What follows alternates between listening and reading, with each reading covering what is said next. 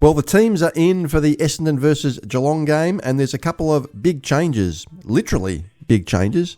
We're going to get into it all in this video. So the Bombers have brought in for their first games Lachlan Blackeston and Archer May, two 200-centimetre players, and we have omitted Ben Hobbs and Sam Durham, of course, who is suspended. So I must admit, I'm a little bit of a genius. I'll take credit. I did think that Blackiston, or I predicted Blackiston was an outside chance to come in. I guess it's one of the advantages from watching the VFL. And when you did watch him play, he was playing, for those that weren't aware, Blackiston was playing in the back line at, well, I guess centre-half back would be the position. And he had 11 intercepts, which was obviously an excellent performance. He looked like he kind of belonged there, at least from what we could see from the stream on the afl.com.au website. Left footer, and yeah, he played pretty well. Archer May kicked 1 goal, 2, clunked a couple of marks, had a big shot from outside 50 and just failed to make the distance. And we love this guy because of his size. Obviously, he's inexperienced, so where he plays, I'm not sure, but well, it's just fascinating, isn't it? We've got like 10 debutants now, 10 first gamers.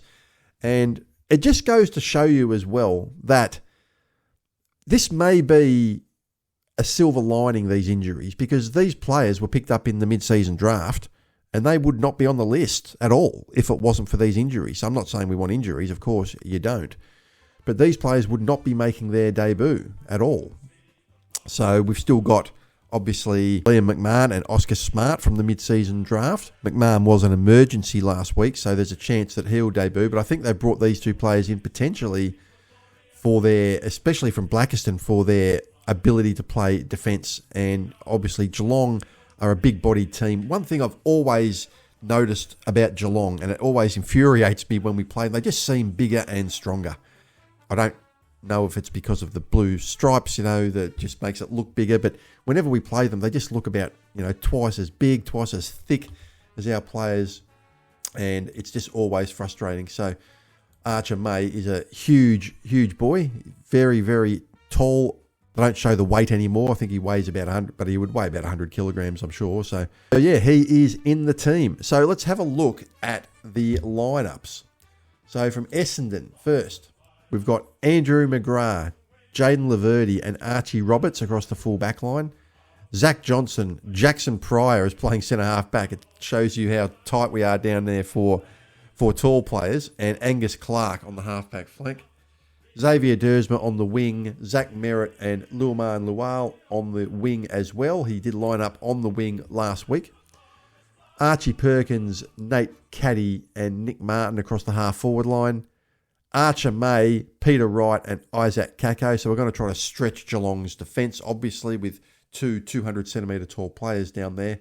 The followers are Todd Goldstein, Jai Caldwell and Darcy Parish. I have a suspicion that Goldstein could be rested next week. We have a 5-day break going into the match against Fremantle, and it is a Thursday night match on the road. So it would kind of be, it wouldn't make sense to rest him this week, but it might make a bit of sense to rest him next week. So stay tuned for that. That would be my prediction. Goldstein to get rested next week. The interchange bench is Jade Gresham, Will Setterfield, Matt Guelphy, Archer Daywicks and Lachlan Blackeston.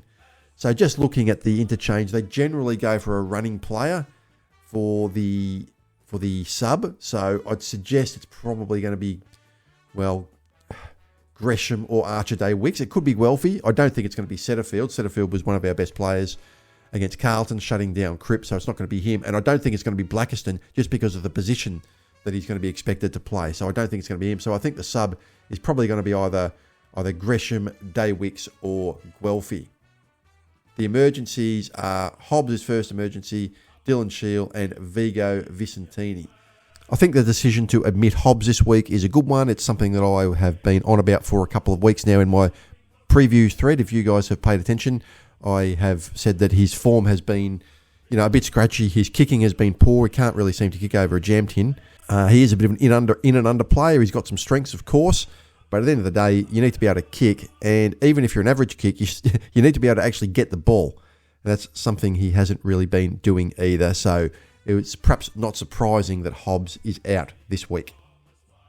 So every single week now we're bringing in a first gamer, 10 first gamers. And we're going to look at this, I think, next year as a bit of a maybe, I think fondly a little bit when we think back on all this time we had these injuries and we blooded all these young players that we wouldn't have otherwise had the chance to blood. You got to remember, look, we're probably not going to be winning the premiership this year anyway. So the chance to bring in some of these young players, find out where they're at, may very well be something that we look back on very, very fondly. It's interesting as well, and I heard this on the radio yesterday, that Essendon over the last 2 weeks have completely changed the way they play. The first 10 weeks, we were the slowest team moving the ball.